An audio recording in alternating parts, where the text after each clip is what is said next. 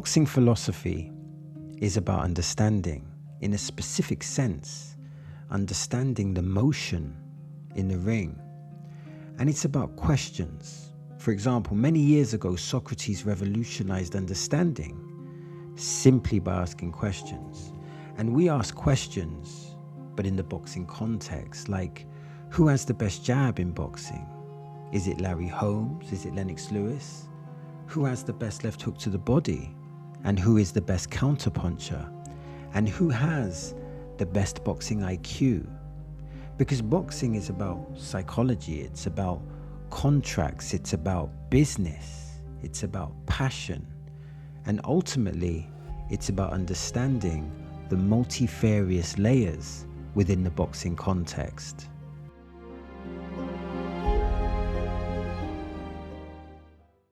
Can you actually teach ring IQ? So what makes a fighter have a good ring IQ? What is ring IQ? What is boxing IQ? It's important to establish the distinction between boxing IQ and general IQ. So high boxing IQ is intelligence within a boxing ring. General IQ is reasoning, it's cognitive ability in like a non-specific way. So now that we've established that there's a difference here, what does high boxing IQ look like? What does it actually look like? Think of this. When Floyd Mayweather, when he controlled the distance, when he fought Canelo, who's now a legend, he showed that he had elite level boxing IQ. He countered, the counterpuncher, and by doing this, he actually dictated the tempo. You had the feints, and then you had the lead hand movement. So the left hand was constantly moving, and this kept Canelo's body and mind occupied. In other words, he controlled Canelo on a physical and psychological level. Now, when Mike Tyson fought Evander Holyfield used high boxing IQ. You had various things. You had the right hand counter, which created distance and created potential knockout opportunities. And then you had Evander Holyfield's positioning in the center of the ring, which neutralized the way Tyson likes to punch, because Tyson likes to punch through the target. So if you're on the ropes, that gives him more opportunities. And then you had the holding and pushing on the inside, which enabled Holyfield to manage the distance and control the emotions of the fight. Now, Bivol used high boxing IQ in the Butterbeer fights. The jab he used as a point scorer, the movement that controls the distance and it limits punching opportunities, and the combinations, they hurt, but they also catch the judge's eyes. Boxing IQ is controlling distance. It's utilizing the jab effectively. It's winning rounds. It's nullifying your opponent's strategy and nullifying his punches. In its simplest form, it's hitting an opponent without being hit. But can you teach ring IQ? Ring IQ or boxing IQ, they're both interchangeable, are learned in a variety of ways. A fighter learns boxing IQ from his trainer. He learns it from camp. He learns it from sparring partners and from real life in-ring experience. And learning isn't always intentional. Sometimes it's actually instinctive. A boxer's journey, in my opinion, or from my perspective, should involve developing his decision-making and reasoning inside the ring. So to answer the question, yes, ring IQ can be taught, but it's better if it's learned. Think of this. In other words, our environment teaches us and our cognitive abilities absorb the lessons.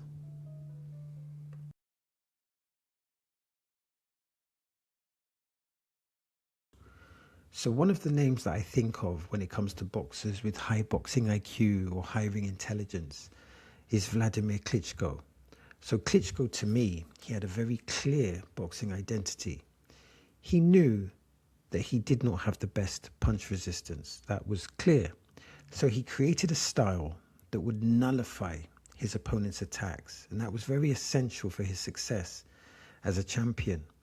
He fought tall and he didn't give up his reach. And that's smart. That's part of boxing intelligence. Vladimir would sometimes keep his left hand low, jabbing from a different angle. And if he threw the right hand, he could just step back and just walk you into a jab. So even though his left hand's low, it doesn't necessarily mean that you'll be able to land the right hand because of his movement, because of his footwork.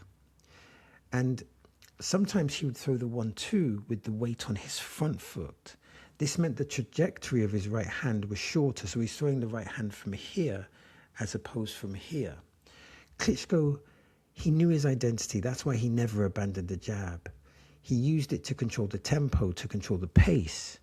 And in his reign, none of his opposition could really present a serious threat or a serious challenge, in my recollection anyway. Now, Floyd Mayweather is another great example of someone with high boxing intelligence, high boxing IQ, high ring IQ. Andre Roberto, one of his former opponents, actually gives a detailed breakdown of Mayweather's boxing's perspective. It's a high-level insight, and it actually shows that Andre Roberto has a high level of awareness of his environment. One of his observations is that Mayweather is a defensive-first fighter. What does this mean? It means that he's focused on nullifying his opponent's offense. As Andre Roberto states, the majority of fighters, they think offensive first. So here we have a clear identity, a clear perspective shift. He explains how Floyd keeps looking at you. So he keeps looking at you. To me, this just shows how focused he is. He also states that, when you're fighting Floyd Mayweather, he's looking up at the clock. So he's aware of his opponent's movements, but he is also looking at the clock, perhaps to dictate his next decision. This, to me, just emphasizes the whole boxing IQ, the whole ring IQ standard. Floyd Mayweather is not only aware of his opponents, he's aware of his boxing environment. And to me, that's essential.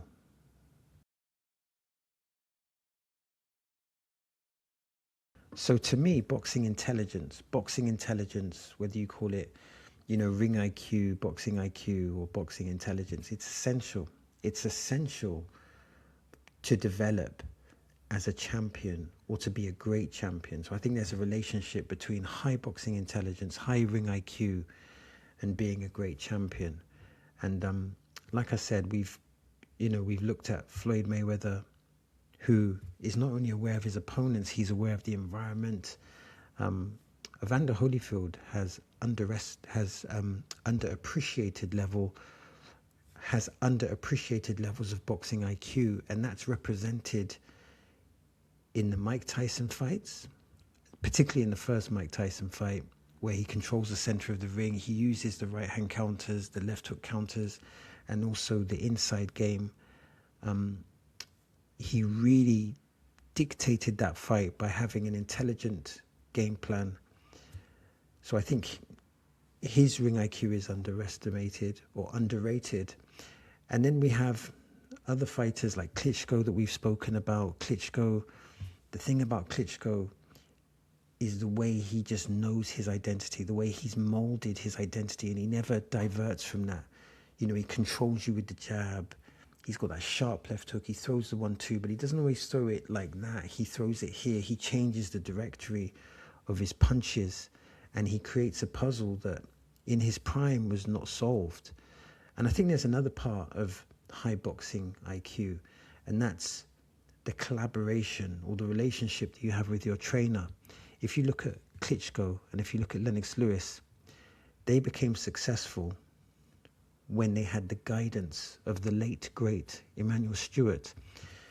Lennox Lewis was a champion when he lost to Oliver McCall, but when Stewart took over, Lennox Lewis really just blossomed into a great fighter. He was a good champion, but he became a great fighter, an undisputed heavyweight champion, and he had a long reign. And I think that you can credit Stewart, and when you credit Stewart, it's not just for his teachings. Obviously, his teachings would have been exceptional, but I think with Stewart, it's his teachings and it's the boxing environment that he cultivates, and it's the concise communication that he has with his fighters.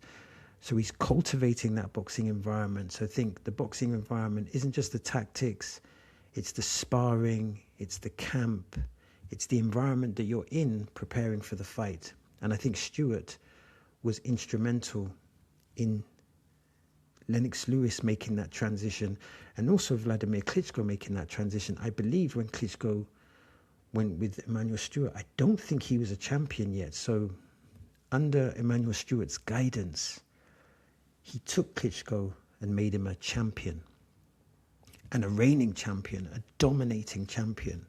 So what does this mean? So basically, high ring IQ and high boxing intelligence is often supplemented with a trainer that has high ring IQ and high boxing intelligence. And of course, those terms are interchangeable, and it's really important to acknowledge that.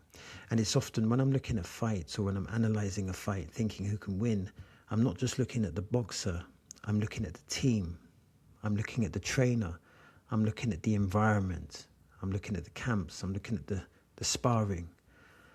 So, you know, like I said, there's a lot of great fighters that have great boxing intelligence. Obviously, we haven't mentioned Terence Crawford. He's when you look at Crawford, he has elite levels of boxing intelligence. He showed that in the fight against Spence. He showed that against Canelo. And I think one thing that boxers with high IQs, boxers that have high ring IQs, what they can do, they can take great fighters and make them look ordinary. And Crawford did that against Canelo, and he did that against Spence. So Terence Crawford, definitely another one you would have to put on the list as having a high ring IQ. There's some other obvious people as well. You got Sugar Ray Leonard, Sugar Ray Robinson. Many would argue that Sugar Ray Robinson is the greatest fighter of all time. Here's a pick that people would disagree with, but even Rocky Marciano had ring IQ. Yes, he was a fighter in the rawest sense, but there was a strategy behind the toughness, because he would often punch your arms. And the reason why he would punch your arms is that you would be so tired that you wouldn't be able to defend yourself, and you'd have bruised and battered arms, and then he could hit you with the Suzy Q, which was the right hand. So even a boxer like Rocky Marciano, who's not known for his ring IQ, is not known as a boxer, he's implementing certain tactics, and those tactics are still used today. For example, Canelo sometimes will punch a boxer's arms and biceps, particularly the left bicep, to take away the jab. So, I guess what we can ascertain there is different boxers have different types of ring IQ. But I think the premise here is that to be a great champion, having a high ring IQ is absolutely essential.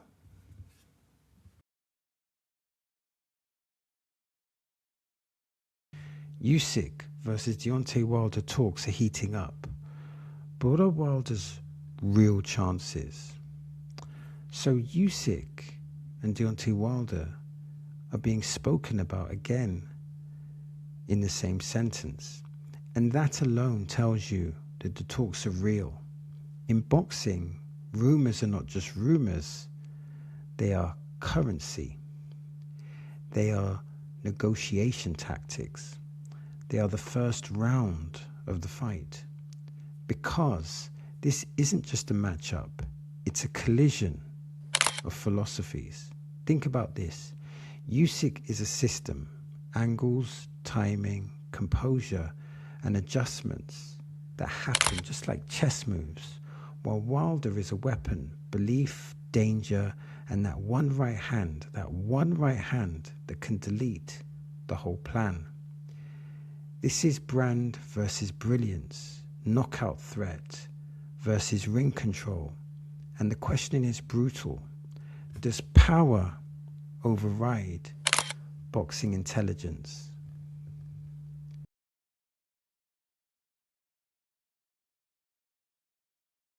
Being a brand, I would argue, is important in boxing. Hear me out. For example, Mike Tyson. Mike Tyson is like a massive brand. The baddest man on the planet can still bring in absolute massive viewership. This, of course, was shown in the 40 million that watched him face Jake Paul. I believe that's the correct number. Now, Mike Tyson has built his brand, I guess, over 2 or 3 decades. It's strong, it's iconic, and it's actually part of contemporary culture. There's been many different chapters. Clearly, Deontay Wilder does not have a brand like Mike Tyson. That's not the argument here that I'm making. But he still has a brand. And part of that brand was similar to Mike Tyson in the sense of delivering brutal knockouts. So one time, Deontay was described as the hardest puncher of all time. Of course, it's very difficult to qualify that statement. Deontay delivered excitement, and excitement is an important part of entertainment. Remember, boxing is entertainment, and this is a part of capitalism. Investors will invest in brands, and Deontay Wilder is a significant enough brand. Otherwise, the investors wouldn't invest. People wouldn't put money into this. He is a significant part of the boxing culture, at least, and he is a significant part of the boxing algorithm. So think about this. Deontay Wilder's brand is potentially going to give him a massive opportunity, an opportunity that could redefine his career, an opportunity that can further define his legacy.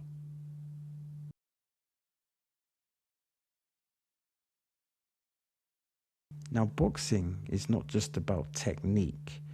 It's not just about aggression. It's more about adjustments. Usyk has been he's the epitome of making adjustments. For example, he made adjustments against Tyson Fury. He made adjustments for Daniel Dubois. He made adjustments for Anthony Joshua, etc. Usyk downloads his opponent's data in real time, and this makes him what I would call an intelligent fighter, or a fighter with a high boxing IQ. Deontay Wilder, on the other hand, he struggled with making adjustments. When Tyson Fury came with an aggressive game plan in the rematch of their trilogy, Deontay Wilder did not adjust. He was unable to walk Tyson Fury onto his power punches. Even though the opportunities were there, he was unable to set up an effective trap or implement a trap. So, from my perspective, the lack of adjustments was also very prevalent against Joseph Parker. When he was losing the fight, he needed to increase his work rate. Perhaps he needed to increase his jabs, increase his feints, create new angles, punch with more authority, etc. But there was no punch creativity, and there was little to no boxing IQ. Deontay Wilder, moving forward, needs to develop his boxing intelligence to have a significant or any chance. He needs to learn how to make effective adjustments when things are not going his way. And historically, he has struggled with that. And obviously the blueprint of that is the Tyson Fury fights and the fight with Joseph Parker.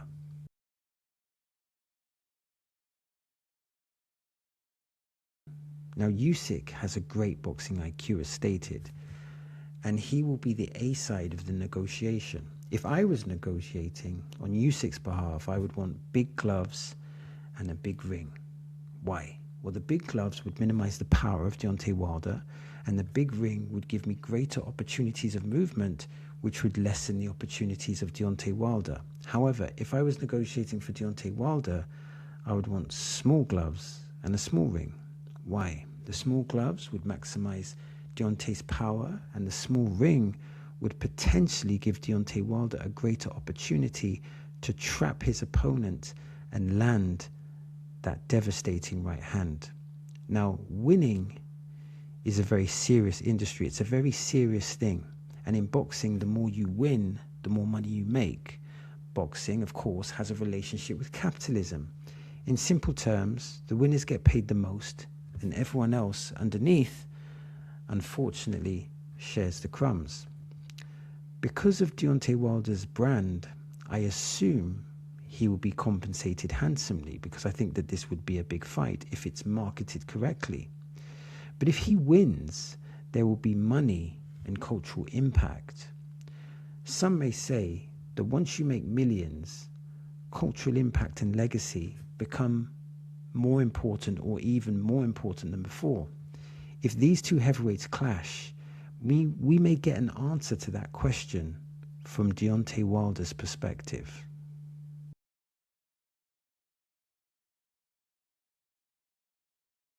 So I want to acknowledge the British heavyweight title fight between Jamie TKV and Frazer Clarke. The build-up was tense. It was really, really tense, and the hostility seemed to be coming primarily from Jamie. At the weigh-in, however, Frazer Clarke became really aggressive. I think at one time he offered to fight the whole of Jamie's team. Now, the actual fight was technically interesting. Initially, Frazer took away Jamie's jab with right-hand counters, and that was really impressive. Also, Frazer threw some good left hooks to the body, and he did do some good body work. As the fight developed, it was primarily an inside affair. Jamie was utilizing these short left hooks effectively from that short distance. He was going to the body and he was going to the head. Now, here was my issue with Frazer Clarke. He neglected his jab, he neglected his defensive duties, and he did not seem to have the engine to do 12 rounds. So that was my issue with him. And in round 11, the fight really could have been stopped. The onslaught from Jamie was brutal, absolutely brutal. And at times, in that moment, it was difficult to watch. In the end, Jamie is the deserved British heavyweight champion, so respect to him. And of course, Frazer Clarke proved that he's a warrior.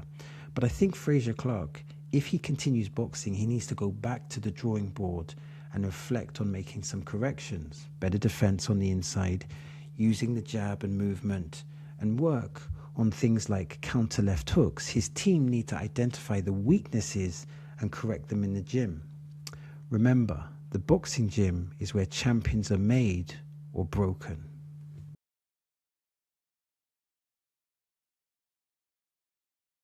Okay, so I just watched the Pulev and Gassiev fight. And what a knockout. What a knockout. First of all, Pulev, when I think of Pulev, I've actually got a few things when I think of Pulev. Number one, I think of when he was a contender. I remember when he was a contender. And I do remember that. I remember his boxing identities primarily uses the jab and primarily resorts to the 1-2. You don't ever really see him really fighting on the inside. So I remember him having like the strict boxing identity of a fighter that people use the term fights tall. So with Pulev, I remember his fight with Vladimir Klitschko, and I remember that was a vicious 5-round fight where Vladimir Klitschko just respectfully annihilated Pulev. And I remember him doing it with that short left hook. It was the short left hook that really was the undoing. Then I remember his fight against Anthony Joshua. And again, he was brave. Pulev is always very brave. One thing about Pulev is that he maintains his identity, his boxing identity. He doesn't deviate from it. And he's very brave, extremely brave. And against Anthony Joshua, he just got hit with just so many hard punches, particularly the uppercut. Remember, the right uppercut was just landing. And I think, if I remember rightly, I think Joshua was timing the right hand, the pull counter over the jab. So I remember that. And then I remember him doing a crossover fight, I think, with Frank Mir, who was a UFC champion, very respectable. And I remember him scoring a knockout there. And then I remember the 2 fights he had with Derek Chisora, and they were quite brutal, competitive fights. Gassiev, I know Gassiev is a 2-time champion, is a 2-time cruiserweight champion, a former 2-time cruiserweight champion. So obviously he deserves respect, but I'm less familiar with him. I'm pretty sure he fought Usyk, but at the cruiserweight level. But with this fight, what you saw, typically Pulev using the jab. The one difference in this fight was that Pulev was trying to use a bit more variety. I think at one point he was throwing like a 3-punch combination, and he was typically, I noticed at one point he would, like, say for example, when Lennox Lewis would throw the jab, he would jab and then he would step off to the right, and then that would create a unique angle for the right hand. But with Pulev, it was like he was stepping to the left and throwing the jab from here, almost like throwing the jab at the right glove and then throwing it down the middle. So there was some, if I remember correctly, punch creativity from Pulev. But the one thing I noticed in that fight is that as soon as he got hit, he got hurt. So it looked like there was a resistance issue there, which is not typical of Pulev because he's brave, but he's always had punch resistance. So just a few little warning signs.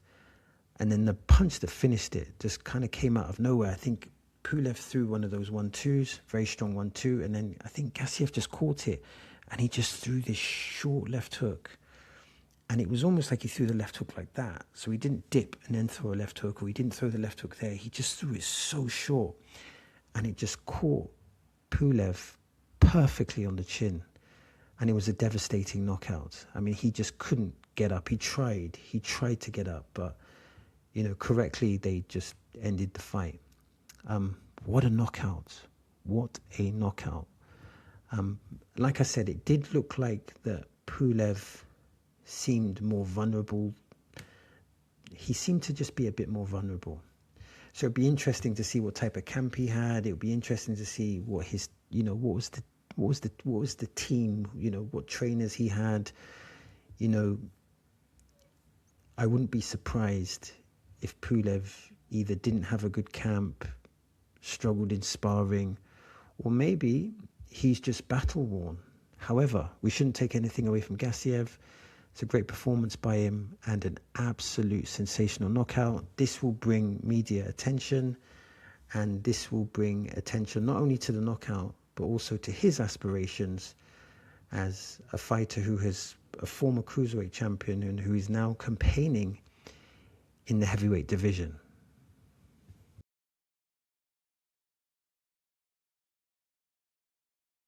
Why Anthony Joshua and Jake Paul is genius. So we've had the face-off, and we've had the media workout, and now it's getting real. Anthony Joshua states he wants people talking about the fight. He is not concerned with the criticism. He is stating that boxing, it's not a fun sport. Indeed, boxing is like a combination of science and violence. And of course, this is entertainment. This is capitalism, and ultimately this is boxing. Now, David Haye, that's the former heavyweight champion and the former cruiserweight champion, is actually predicting an upset. Admittedly, he can't rationally explain why, but he feels that something is in the air. Anthony Joshua, there's a development that he's been working with the Usyk team. This has been suspected for a while. One would assume this is positive, given that the Usyk team has elite pedigree. However, will that boxing system, will it hinder or will it progress Anthony Joshua? I think that is a fair question. And apparently, Joshua is praying more, considering the mental and psychological elements of boxing. That can't be a bad thing. However, considering the nature of this fight, hopefully Jake Paul is praying too. Now, in the face-off, when I looked at the face-off from my perspective, you could see the size disparity, and I thought that was quite scary. And you wonder, as they're looking at each other, what is going through the mind? What is going through Jake Paul's mind? What is his psychology going into the final days of this fight?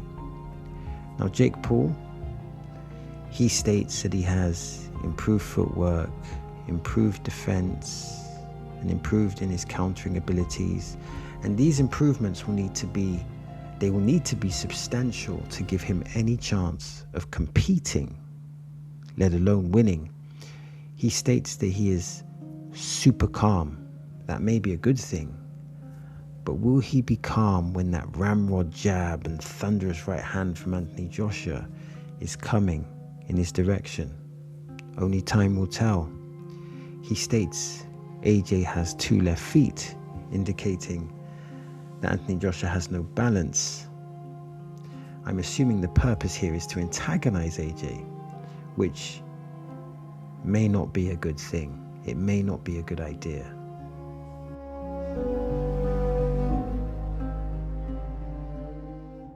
So what is Anthony Joshua's motivations? Of course, money is a big motivation, but Anthony Joshua has a lot. He has a lot of money.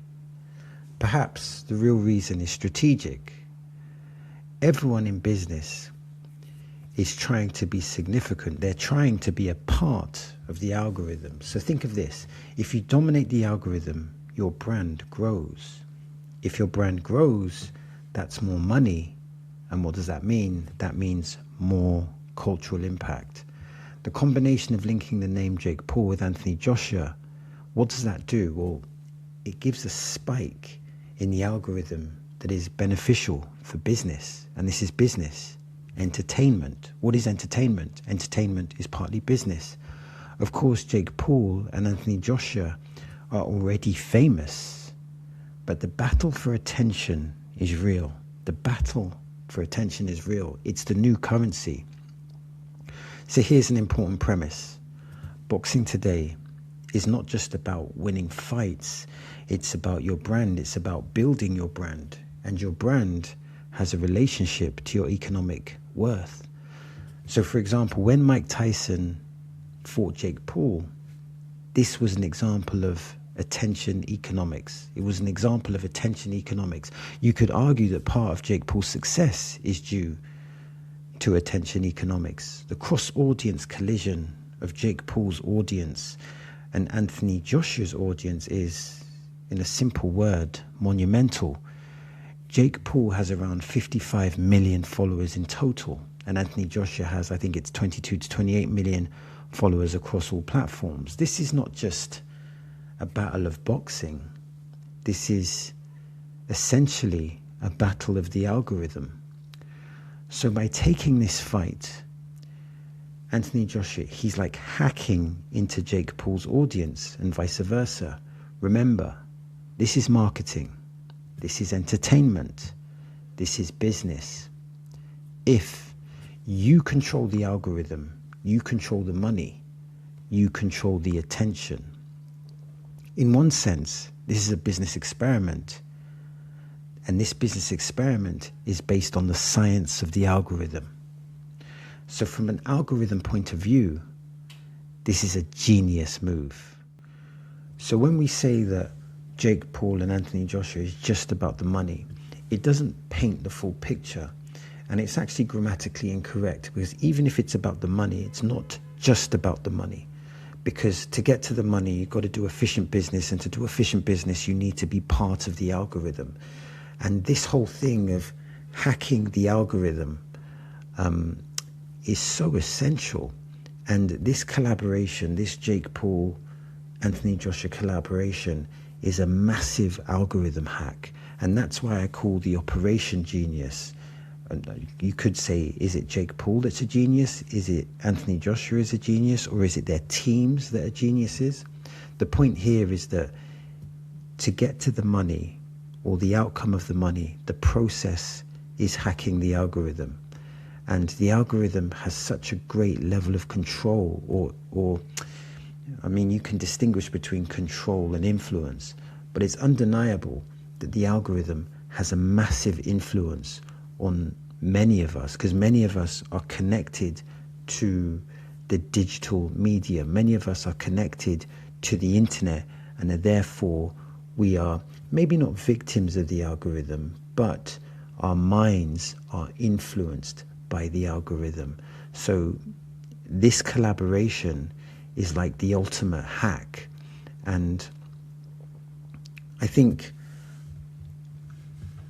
this fight as well, because when you're hacking into the algorithm, that means that this fight will have a cultural relevance.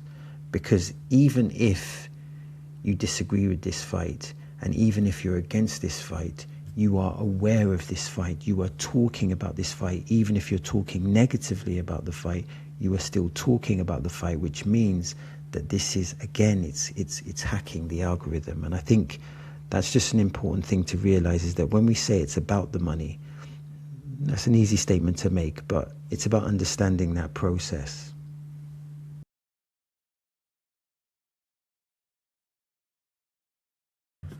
Does Jake Paul have a chance?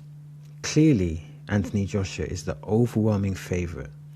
He's the former two-time heavyweight champion, he's the former gold medalist, and he has the credentials in this fight. I mean, he fought Usyk, Klitschko. These are elite level fighters. But in boxing, anything can happen. But logic would say that AJ would dominate this fight. He would dominate this fight with ease. But of course, Jake Paul appears to be a committed person. He believes in himself and he wants to reach for the stars. So think of this, a confident man that is prepared. Surely that man has a chance. But is Jake Paul prepared, and is he confident? Only he knows the answer to that question. From the outside, looking in, he has a good boxing team. They will guide him by creating the appropriate boxing environment, and they will try and put together a game plan to shock the world. Think of this, any man with determination and heart and desire has a chance, even if that chance is very, very small. But this is an opportunity. This is an opportunity to boost credibility. Resistance, even if unsuccessful from Jake Paul's perspective, would still boost his credibility. Now, you would think Anthony Joshua would be looking to put on a boxing clinic. He cannot lose this fight because that hurts credibility and that will hurt boxing.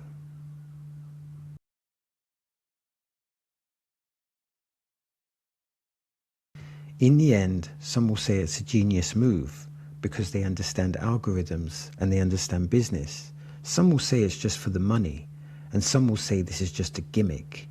Is the algorithm hack a genius move? Well, after the fight, only time will tell if we get a genius outcome.